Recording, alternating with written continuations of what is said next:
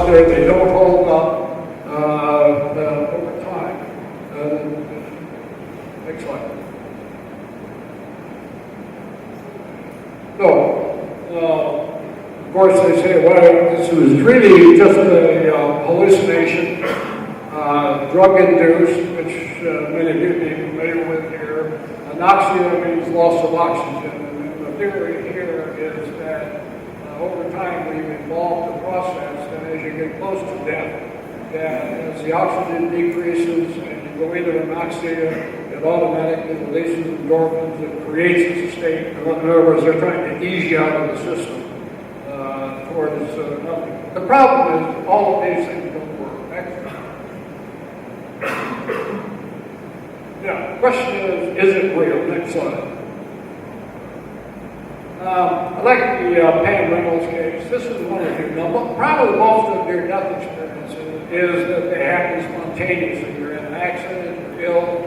There's no way of knowing, in general, how close somebody actually was, to death at the time. But this is a case that's really quite different. This is a young woman. At the time, she was a young woman. In her 30s, had a brain tumor deep inside the brain, and they were going to operate. Normally, a person my age, they would not even attempt it. But because she was young, had young children, gave her less than a 50-50 chance of survival. And the point is, in the process, what they did is they dropped the body temperature, removed all the blood,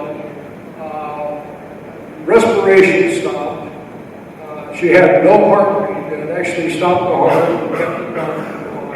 And finally, this is one of the few cases where one of the theories is, well, there's some electrical brain activity that's still going on. This is a case where they had a stethoscope on. We're actually monitoring. You can say that there was no cortical activity in the brain whatsoever. And the point is, by all medical definitions, this is not a near-death experience. This is death. It would be considered so. And yet she revived. Next slide. One of the things, she was anesthetized in one room, came in. She was able to describe where everybody was standing, what kind of music was on, the words that were being spoken between the medical staff. After a while, she left and went out and did have experience meeting deceased relatives. Next slide. This is one of the cases that I studied. I used this one last time when I was here. This was a friend of mine. A lot of mine do come from the military just because of my background, but this is one of those cases where the ones I'm interested in have a couple of common factors. One, are where they obtained information that could not have been obtained by any other rational means. There was no explanation for them to know what they know, and it can be independently verified, or some cases in which spontaneous healing has taken place. General war story. This is a Cobra helicopter. He was flying in the back seat, being in a position like this. They got hit by a 50 caliber machine gun.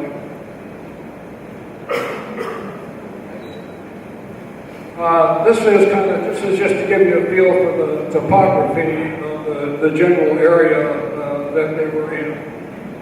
Lots of trees, very rugged area. Next slide. What happened is that when the plane was hit, very unusual that it had only one snake out. Usually you flew in pairs, or you had both snakes and loaches when you went out. But they got hit. The controls were shot out between the front seat and the back seat. Jim was hit very hard in the left leg. And slumped over the controls of the helicopter. That becomes interesting because, he was in the front seat. Back seat was supposed to be controlling this. His controls are shot away. Jim, we know from the guy that was in the seat behind him, has slumped over, not moving, and yet he remembers landing the helicopter. Next slide. This is one, just in Vietnam, we were shooting a movie there. Next slide. What's unique about this case, so what happened, well, remember, this is what's called a jungle penetrator. This is the one case that I had for the individual, when you talk about out-of-body experience, autoscopic grip, and you can look at it, this guy physically replicated that experience a short time later. So what happened was this. There was a base, a tiny base, or clearing. It wasn't even large enough for the helicopter to land. And so what they did was a controlled crash. Basically, they pulled the nose up, came in, moved first. This is not recommended. This is really, really bad news. But the point was, it couldn't fit inside here. And once it hit, once the rotor blades hit, this thing beat itself to death. The point here is that from the time that they were coming on, they had no idea what the orientation of the helicopter was. But Jim then gets out of his body, has an OB, he's looking down at this, and he says, this is the orientation of the helicopter, and about a mile out here is a friendly fire support base. He sees that, he's circling around, he runs into a hooded, the bright light hooded being, and he says, what are you doing here? And he says, well, I need to get help from them. He says, well, don't you know? He says, you know what? He says, you're not dead yet. And when that happened, he woke up back in his body, in the helicopter, which is on fire. And he sits up, and the backseat had gotten up, was running away, and that is, looked back, saw Jim move, went back and got him out. Says, thought you were dead, Jim. You're hit. And Jim says, well, okay, look, there's a friendly fire support base out this direction. That's where we should go for help. The pilot says, no, I saw the base, and it's out in this other direction. And they start arguing, and by the way, Jim's broken leg, his face is literally burned off at this point. Pain is setting in. He's not going to argue. So the guy, pilot takes off. He hides. About an hour later, well, the first time the bad guy swept through the area, they missed him. And then the friendly patrol came out and found him. And when they did, they called in the jungle penetrator. So now what's happened is the helicopter comes in, hovers in over here, picks him up. He can look down, as he had done when being out of his body, and said, hey, that is oriented just the way I saw it. The nose of the helicopter was pointing towards the base. This guy's lost. He was able to tell him that they should go out and save the pilot's life. Next slide. Here's a few other cases. One, a friend of mine was a command sergeant major, seriously wounded, went to the hospital. They were working on his leg, and he went into surgery, and they was just going to, they were going to do reparative work. But what happened while he was under anesthesia in one room, the doctors ran into another room and had a discussion about amputating his leg, which pissed him off immensely because he said prior to this there had been no discussion of amputation. But they ended up deciding not to amputate. But he was able to actually confront the doctors about the conversation that had taken place in the other room. Another friend of mine was age 47 helicopter pilot. Again, they got hit by what's known as the Chinese Claymore, crashed the helicopter. The entire helicopter came down when the pilots were just totally collapsed. He was crushed, literally. The same thing, he thought he was dead. And so what happened was he had the powers of beings that said, no, you've got to go back because you're going to become a single parent. And you're going to have to raise your children on his own. I had no intention of being a single parent at that time. But that, in fact, turned out to be true.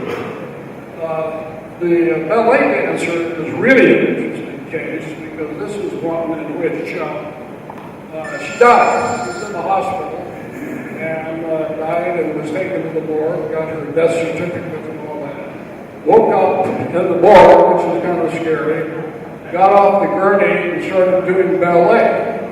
The thing that's so amazing about that is she had been a paraplegic before this, and so ballet was out of the question. Again, spontaneous healing. Next one. There are differences. This is a former friend of mine, Monroe. One of the questions that comes up consistently is what's the difference between near-death experience and out-of-body experience? A couple of things. One is the autoscopic out-of near-death experience, you are out in your body.